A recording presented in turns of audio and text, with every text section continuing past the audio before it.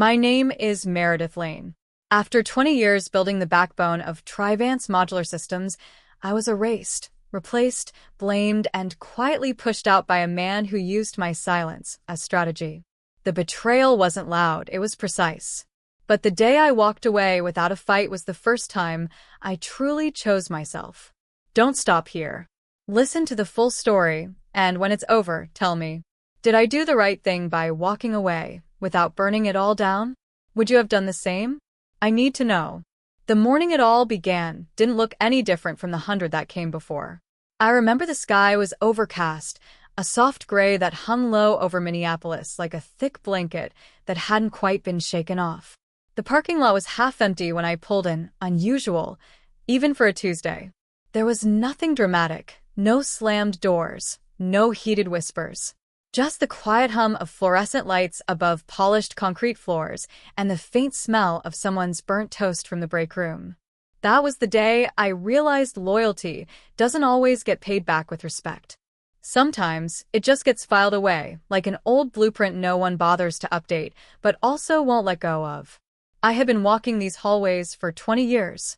I knew which panels in the floor creaked, which windows fogged over fastest in winter, and which desks to avoid if you didn't want to get caught in a 20-minute debate about server redundancy. This place used to feel like mine, familiar, solid, structured. But that morning, even the hum of the servers felt unfamiliar, almost foreign. Trivance Modular Systems. That was the name on the glass wall I passed every day. We built digital frameworks for construction firms across the Midwest, maintenance tracking, structural load simulations, remote site diagnostics. It wasn't flashy work, but it kept buildings standing and people safe. My role?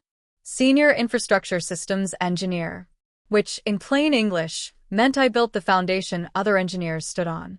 The architecture of our back-end systems, the security layers, the data integrity tools, most of it had my fingerprints. Not because I was brilliant, but because I cared enough to make it solid. Back when Trivance was smaller, the culture valued that. We worked late because we wanted to get it right, not because someone tracked productivity on a color-coded dashboard. There were no ping-pong tables, but there was trust. You didn't need to sell ideas. You just had to show your math. But about 6 months ago, things started shifting. New posters showed up in the hallway, slogans in slick fonts about disruption and velocity. We had transformation workshops and agile culture councils. The mission wasn't just to build systems anymore. It was to position ourselves as a scalable, future-facing solution platform. Whatever that meant. And then came Bren, 37, straight out of a startup in Palo Alto and freshly minted as Trivance's new CTO. He moved fast, talked faster. Always on his phone. Always referencing podcasts. He used words like frictionless and synergy the way a carpenter uses nails, pounding them into every conversation until the structure bent to match. He never asked my name. Not once. In meetings, he cut people off with a smile. When I raised questions, he'd nod politely and redirect. He didn't argue, he edited, which somehow felt worse. Subtler. Cleaner. Like someone painting over a map and pretending the old routes never existed. At first, it was small things. I was left off certain email threads.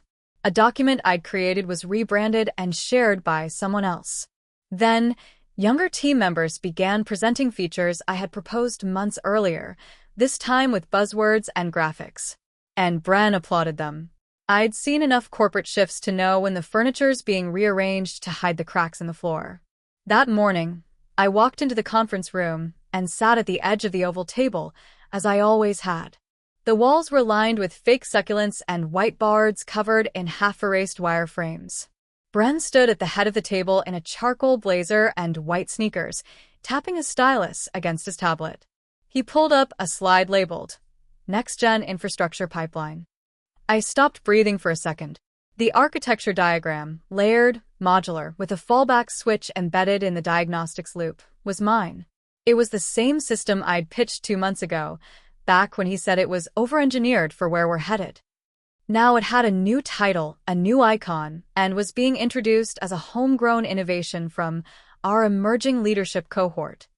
He didn't mention my name. Not once. One of the junior engineers sitting across the table glanced over at me. Just a flicker of hesitation, guilt, maybe, but then looked away, like he was afraid eye contact might burn him. I didn't speak, didn't flinch. I just opened my notebook and wrote down a single line. They don't want me here anymore, but they still want my work. I closed the notebook, smiled politely, folded my hands on the table. I wasn't angry. I wasn't even surprised. I just felt quiet. The kind of quiet you hear when a screen door closes softly behind someone who knows they're not coming back. And somehow, in that silence, I finally heard myself. You can be in a room, say all the right things, and still feel like wallpaper. That's what it had become for me. Clocking in on time, checking boxes, reviewing lines of code, and watching younger faces light up in meetings while mine faded into the background. At first, I told myself it was in my head. That maybe I was just tired, maybe I wasn't speaking up enough. But then it turned into a pattern. I'd suggest something in a Monday sync, get a polite nod, and 2 days later, someone would pitch the same idea, and suddenly, it was visionary. If I pointed it out, I was territorial. If I didn't, I was checked out. It's like there was no right way to exist anymore. I was either too quiet or too opinionated, too experienced to be relatable, too traditional to be disruptive. And yet, I was still here, answering support tickets no one wanted, patching backend services at 6 a.m., holding the skeleton of the system together while the new team tried to paint fresh skin on top. There's a kind of numbness that settles in when you realize the place you gave everything to no longer sees you. Not even as a problem to fix, just as something to quietly remove. That afternoon, I was sitting in the far corner of the break room, avoiding eye contact, pretending to read through a backlog report I knew by heart, when my phone buzzed. It was a name I hadn't seen in a while. Janis. She was my old mentor, senior systems architect before me, the kind of woman who didn't ask for permission to take up space. She had been pushed out 5 years ago under the guise of strategic consolidation, which we all knew meant too expensive, too old, too female. She took the severance, disappeared for a while, and then reappeared on LinkedIn doing freelance consulting and looking more peaceful than anyone I'd ever met. Her message was short. Coffee this week? Heard things are shifting. I've got thoughts. We met at Elias on Thursday. It was a small cafe tucked between a Pilates studio and a co-op grocery, the kind of place that served pour-overs in ceramic mugs and had an old church pew for seating. Janis looked the same, just a little grayer around the temples and more comfortable in her skin. She didn't hug me. She never had, but she smiled like someone who knew exactly what I was feeling before I said a word. We ordered coffee, sat near the window, and didn't speak for a full minute. Then she leaned in and said, "They're pushing you out, aren't they?" I laughed once, sharp and short. "Maybe," I said. "Or maybe I'm just imagining it." "No," she said plainly. "You're not. You're just in that phase where they haven't said it yet, but they've already decided." I didn't know what to say. I stared down at the swirl in my coffee. Janis continued, "The worst part isn't being let go. It's how they do it. They don't yell. They don't insult. They just erase. Slowly. Quietly. So you start to doubt yourself." That hit harder than I expected. "I feel like I've become invisible," I said. "I'm still doing the work, but no one notices until something breaks." She nodded. "That's how it goes. They want the knowledge, just not the person who holds it. Too inconvenient. Too legacy." I looked out the window. The sun had started to set, casting a warm, orange glow across the tops of parked cars. For a moment, I felt like I was watching someone else's life from the outside. Janis broke the silence. "You're not wrong, Meredith. They're just trying to make you believe you are. Don't give them that." I nodded slowly, unsure whether it was agreement or surrender. She finished her coffee, then said one last thing before standing up. "People stay because they're scared of being labeled difficult. But sometimes, choosing to stay quiet is the most damaging label of all." I sat there long after she left, her words echoing like church bells. Clear. Unapologetic. When I got home that night, there was an email from HR sitting in my inbox. Subject line: Project Role Realignment. infrastructure support. I opened it and stared. Effective immediately, I was being reassigned from the systems integrity group, the team I had built from scratch, to a strategic advisory capacity, with no direct project ownership. The justification? Alignment with new agile delivery practices spearheaded by the innovation unit. Translation: the kids were taking over, and I was being parked quietly in the back. I didn't cry.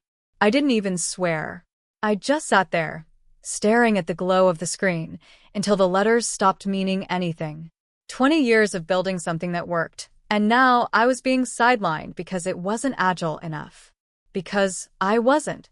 It wasn't the demotion that broke me.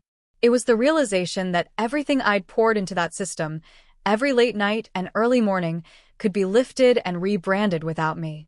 They scheduled the leadership sync for 10 a.m. on Wednesday in the big glass-walled room they liked to call the Strategy Suite. I used to think that name sounded impressive. Lately, it just reminded me of a fishbowl, transparent, contained, and full of creatures swimming in circles while someone watched from above. Bren stood at the front of the room, tapping through a sleek new deck on the wall screen. He was introducing a revised model for our infrastructure pipeline, bold fonts, color-coded layers, animated transitions. He spoke quickly, with that clipped confidence of a man who'd been applauded more for sounding certain than being right. It didn't take me long to realize the architecture he was walking us through was a heavily altered version of something I had written. Not just conceptually, functionally. My fallback loop was there, stripped of nuance. The alert protocol was there, oversimplified and marked as new. It was familiar the way your own voice sounds when someone else imitates it, almost right but hollow. I raised my hand. Calmly. I have a question about the dependency queue on the secondary node, I said. It looks like the new flow omits the integrity check we had for asynchronous rebuilds. Is that intentional? Bren didn't even look at me. He waved one hand like brushing away a fly. This is not a lecture hall, Meredith, he said, his tone light but loaded. We're moving forward, not backward, into legacy thinking. That word hit me hard. Legacy. They used to say it like a compliment. Now it was a curse. A euphemism for outdated. Disposable. The room went quiet for a beat too long. I felt a few eyes dart toward me, then away again. No one said anything. I lowered my hand, nodded, and stayed silent for the rest of the meeting. What hurt wasn't just the dismissal. It was how cleanly it landed. How easily everyone accepted that I didn't belong in the room anymore. A week later, it all came to a head. It started with a call from one of our biggest clients, Midwest Urban Build, a long-standing account that depended on our scheduling and diagnostic tools for real-time construction site monitoring. Their data was scrambled. Maintenance reports weren't syncing. Payment systems triggered duplicate invoices. Their project timelines were stalling by the hour. The problem? A batch update that had bypassed the redundancy checks. Checks I had designed, but which had been quietly deprecated during the transition to this streamlined model. The team scrambled. The newer engineers rushed to fix the errors, writing hot patches on live code. No one had full documentation. No one remembered how the architecture layered beneath the new API structure. Half of them didn't even know why some of the legacy protocols existed in the first place. I watched from the sidelines. Not by choice, by design. Then came the meeting. Emergency sync. CEO on the line. Screens shared. Fingers pointing. Bren stood in front of the room again. He looked flustered this time, more calculated than confident. We're addressing a fault inherited from the previous framework, he said. Unfortunately, we're discovering gaps in the documentation that are slowing down the fix. Some of the original design choices lacked scalability under our new model. I stared at him, expressionless. He didn't look at me, but his words landed exactly where he aimed. I was the only one in that room who could have written those checks, who did write those checks. But now they were gaps. And I was the previous framework. I opened my mouth once, to correct him, to defend myself, to say that if the documentation felt incomplete, maybe it was because no one asked me to transfer it properly before removing me from the team. But I didn't speak, because I knew it wouldn't matter. The narrative had already shifted. And I had become the quiet, outdated engineer in the background, too proud to adapt. That night I didn't eat. I left my coat on the chair and walked straight to the backyard. The sky was deep blue, almost black. The trees were bare, their limbs like broken scaffolding against the fading light. I sat on the bench by the garden. Same bench I'd stained by hand years ago, same place I'd come after late work nights when my head was too full of code to sleep. I didn't cry. I just stared at the cold ground and tried to remember the last time I felt like what I did still mattered. Eventually, I went inside and pulled the old leather-bound Bible off the shelf, my father's, handed down after he passed. Pages worn, corners soft, verses underlined in faded pen. I opened it at random, landed on Proverbs. But my eyes fell on a line I knew by heart. The righteous are not shaken by false accusation, for their trust is not in man, but in truth. I closed the book and held it in my lap. For the first time in a long time, I wasn't sure if I still had a place at Trivance. But I was sure of one thing. I wasn't going to let someone else rewrite the story of who I was. Not quietly, and not without a fight. The message came just before lunch, hidden between a batch of unread meeting reminders and a flagged invoice request I'd been ignoring for 2 days. It was from Janis again. The subject line was blank, as usual. The body of the email was short. No punctuation. No greeting. No emojis. Need someone to lead a systems revamp over at Hawthorne Gridworks. You should think about it. Not out of spite, just because you still have something to teach. I reread it twice before letting my hand drift away from the trackpad. Her words weren't meant to stir anything dramatic. But they did. There was something about the way she wrote, plain, clean, direct, that cut through all the corporate clutter I'd been drowning in. Janis never wasted syllables. She was the kind of woman who could look you straight in the eye and dismantle your self-deception in 10 words or less. And with that one line, she forced me to admit something I hadn't said out loud. Not to myself, not even in the privacy of thought. I was done. Not angry, not bitter. Just finished. But admitting that felt like surrender. Like letting them win. Like proving every soft-spoken assumption about me was right. That I couldn't evolve. That I was outpaced. That I belonged in the past with the COBOL manuals and at matrix printers. Staying had always felt like a kind of loyalty. Now it felt like being the last person still dancing in an empty room, long after the music had stopped. I set the phone face down on the desk, trying to push it out of sight. 2 minutes later, I flipped it back over, checked the screen, then turned it over again. I couldn't stop hearing Janis's words in my head. You still have something to teach. By mid-afternoon, I had made 0 progress on the support ticket backlog. My cursor hovered over the same line of code for 30 minutes unmoved. Around 3:05, Clara showed up. She was one of the newer hires, smart, kind, maybe still a little too eager to please. She always spoke like her questions were inconveniences, like curiosity had to be rationed. "Hey, Meredith," she asked softly. "Could I run something by you about the scheduler bug?" "Sure," I said, already spinning my chair around. I welcomed the distraction. I always did. She angled her laptop toward me, pointing to a section of cascading logic. "This part," she said, tapping the screen, "wasn't this based on the older asynchronous design?" I wanted to ask because Bren mentioned that it was never really implemented properly. I felt it in my stomach before I processed it in my head.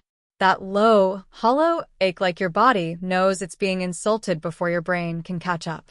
I steadied my tone. "Yes, Clara. It worked. For years. It only broke after they removed the conditional override and didn't correct the delay offset. What you're seeing isn't a bug, it's a wound." Her eyes widened slightly. I didn't mean to offend. I just wasn't sure what to believe. "I know," I said gently. "It's okay. You're just repeating what you've been told." She nodded and backed away with a quiet thank you. But her words echoed long after she left. I wasn't sure what to believe. That was it, wasn't it? That was the danger of silence. It leaves enough room for revision. And if I stayed quiet much longer, even the truth would start to warp. They wouldn't just erase me, they'd rewrite the past in real time. It wasn't about saving my reputation anymore, or salvaging a title, or holding onto a seat at a table where the chairs had already been rearranged. It was about this one, final act of refusal, to disappear without leaving behind the full weight of who I had been. That night, I went home and reheated a plate of pasta I didn't finish. Sat cross-legged on the couch in sweatpants, the laptop warming my thighs, and stared at my own face on LinkedIn. I hadn't updated that section of my profile in almost 20 years. Not because I was lazy, but because I never thought I'd need to. I'd stayed. I'd grown roots. I had assumed that was a kind of safety, but safety without dignity is just another kind of prison. I moved the cursor to career interests. Clicked the pencil icon. Scrolled. Paused. Clicked. Open to work. A pop-up asked if I wanted to notify recruiters. I clicked yes. Then, in the field marked headline, I typed, looking for roles that respect legacy and know how to build something new on top of it. I read the sentence again. Then once more. Then I hit save. I closed the laptop slowly and leaned back into the cushions. The house was still. A neighbor's wind chime clinked softly through the cracked window.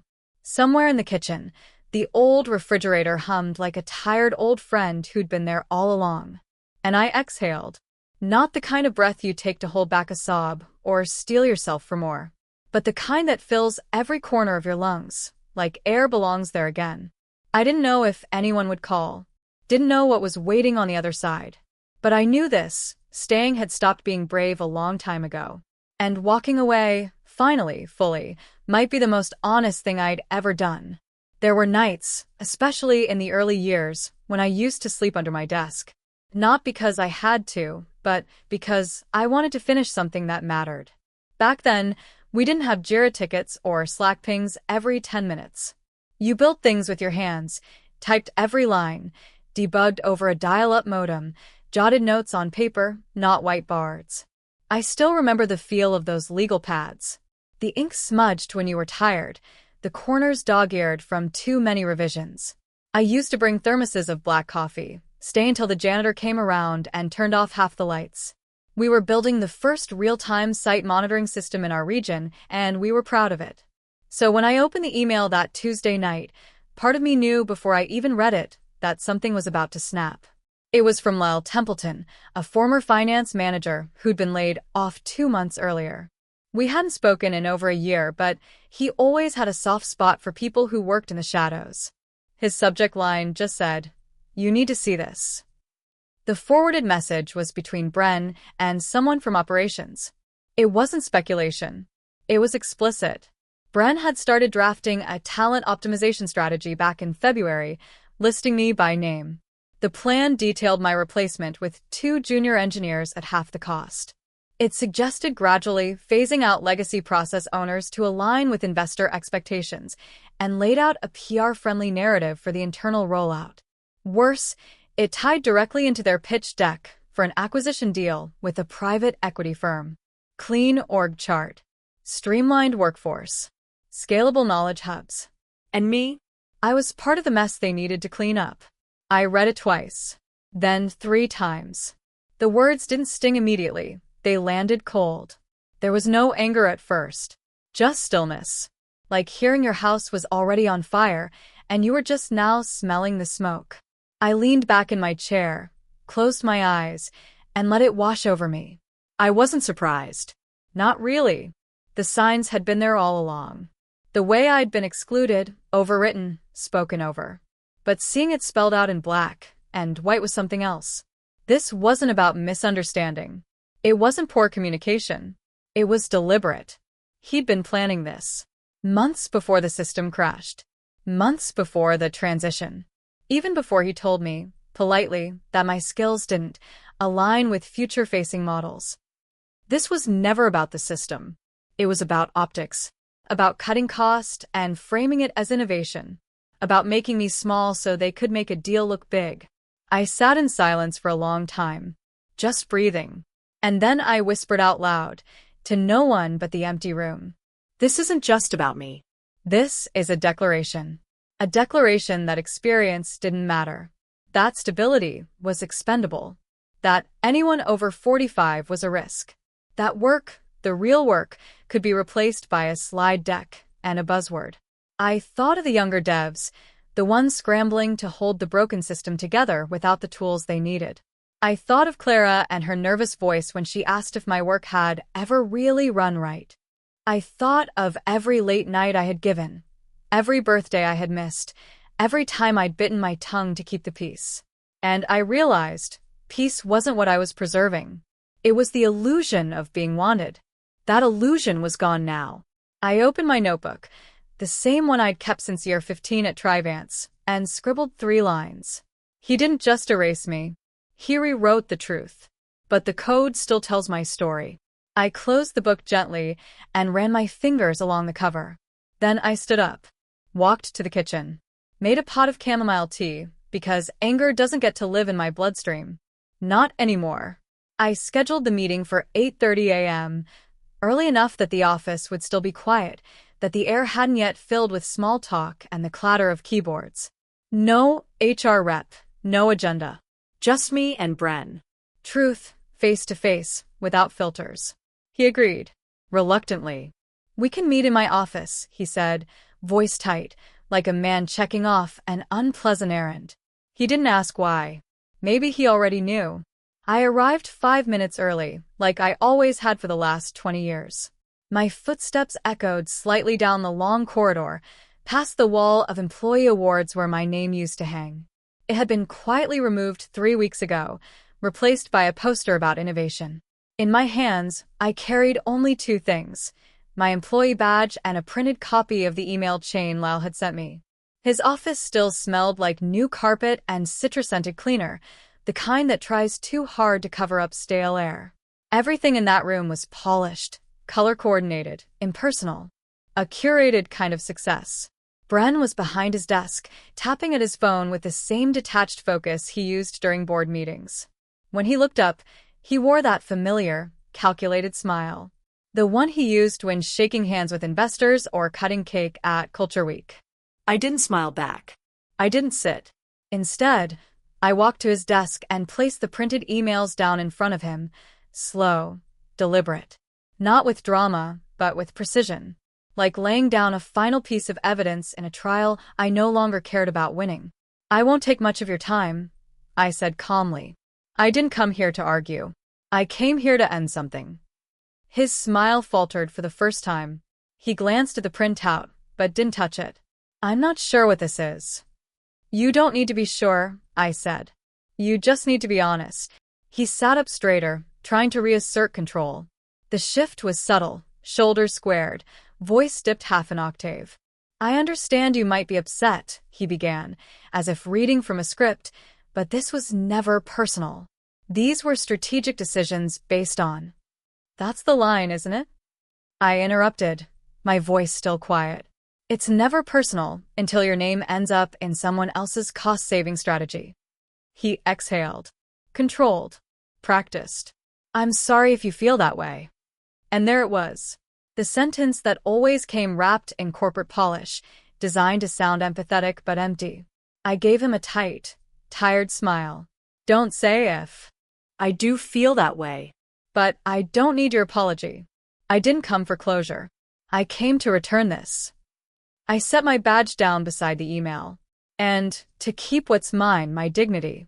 His fingers twitched slightly, still folded on the desk. He didn't look at me, not fully. Meredith, you've contributed a lot to this company. That's never been in question. Yes, it has, I said flatly. It was in question the moment you repackaged my work with someone else's face on it. Every time you removed me from meetings, from threads, from decisions I built the foundation for. You questioned it when you called my documentation legacy, like it was a problem instead of a backbone. He looked like he wanted to respond, to defend himself, but he couldn't. Because he knew. He knew I wasn't wrong. I reached into my coat pocket and pulled out a small folded paper. I placed it on the desk. That's a list of system modules that were never properly transitioned. I won't walk you through them. That's your responsibility now. He glanced at the note, but didn't reach for it. His hands stayed where they were, stiff and unmoving, as if any wrong gesture might make this moment collapse completely. "I'm not trying to damage the company," I added, "but I won't let it keep diminishing me." The silence stretched between us like a taut wire. "You don't have to say anything," I said finally. "I'm not recording this. I'm not going to the press. I'm not suing. But don't mistake my silence for submission." I stayed quiet because I believed being steady was the same as being strong. I looked him in the eye. I was wrong. Then I turned and walked out. No slammed doors. No dramatic final lines. Just a clean, complete exit. Later that afternoon, I sat at my kitchen table with a cup of lukewarm coffee and wrote my resignation letter. It had no attachments, no CCs, no bullet points or boilerplate. Just 3 sentences. I no longer recognize this place. It no longer recognizes me. I choose dignity. I clicked send, then closed the laptop. I walked back into the office one last time to clear out my desk. Took my mug, a plant I'd kept alive for 5 years, and a photo of me and Janis from an off-site long ago, before everything started shifting. Outside, the morning air had a clean chill to it. The kind that slips under your collar and wakes you up fully. I stood in the parking lot for a moment, letting the sunlight touch my face. I wasn't bracing for the next blow. I wasn't calculating my next step. I was just standing, no longer defending, just finally, quietly choosing myself. It didn't take long. 2 weeks after I walked out of Trivance, the system began to crack. Not a slow decline, more like a dam that had been quietly eroding until one piece slipped and the entire structure buckled. I first heard about it from an old colleague who still worked in the support division. She texted me with just 4 words, "It's falling apart fast." Apparently, the customer dashboard at Midwest Urban Build started showing false maintenance schedules. Then the auto-generated billing reports duplicated charges across multiple clients. Project timelines misaligned. Alert queues failed.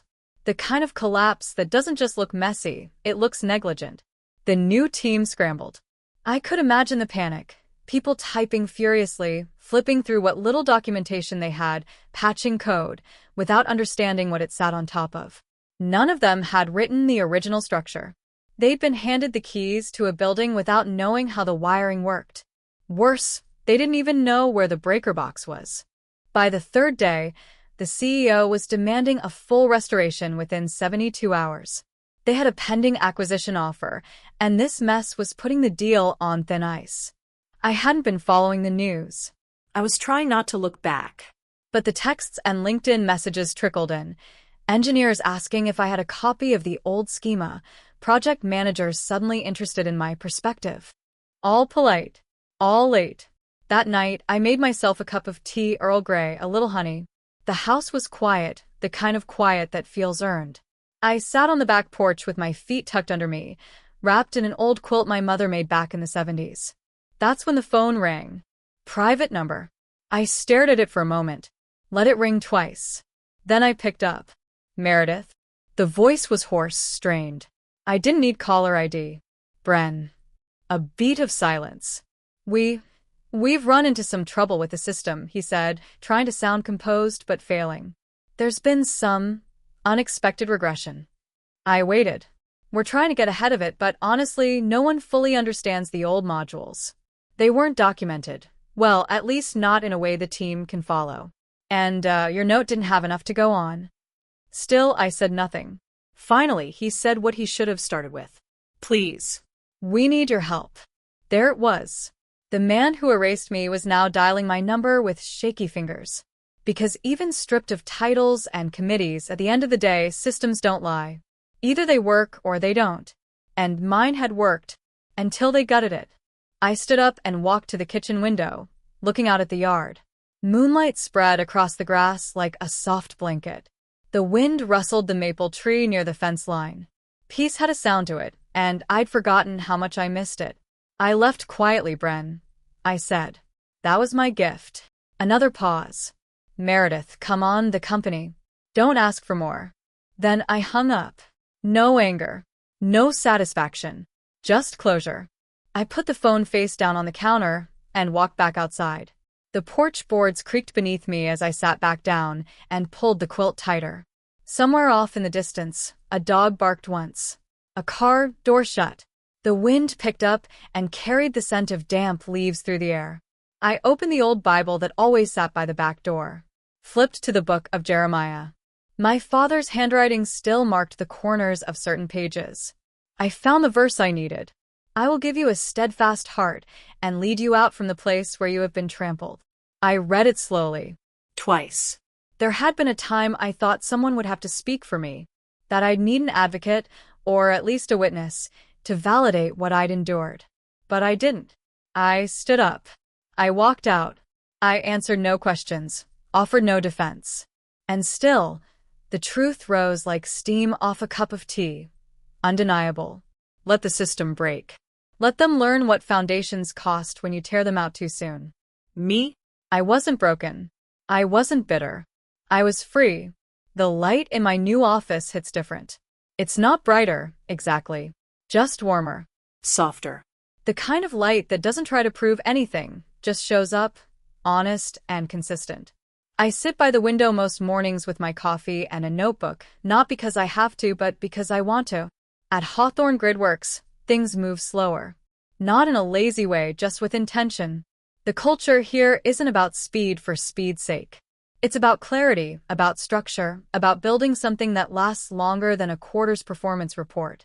There's a soft tap at my door. "Hey, Meredith," says Josh, one of the newer engineers, maybe late 20s, bright and still a little unsure of his own voice. "Do you have a minute?" I nod, closing my notebook. "Sure, what's up?" He holds up his laptop, then sets it gently on my desk. "I was wondering if you could help me think through the layered architecture in the old hybrid model. The way it staggered cache validation. I can't quite follow why it worked, but I know it did." I smile and lean forward, flipping open the diagram. "Sometimes," I say, "what's old isn't outdated. It's just proven." His shoulders relax. I point to a few lines of logic. The two of us dive in, not because someone told us to, but because it matters. Because this, right here, is what I still love. Teaching what I know. Making sure the floor holds before anyone tries to decorate the ceiling. Later that afternoon, I get an email from a friend still at Trivance. She doesn't say much, just links to a news article from a mid-tier tech blog. The headline reads, "Trivance acquisition stalls after internal system failure and documentation scandal." Bren's name is there, 3 paragraphs down. Former CTO.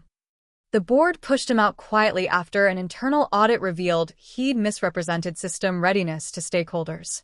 The deal collapsed. Investors pulled out. Engineering attrition spiked. I feel no vindication.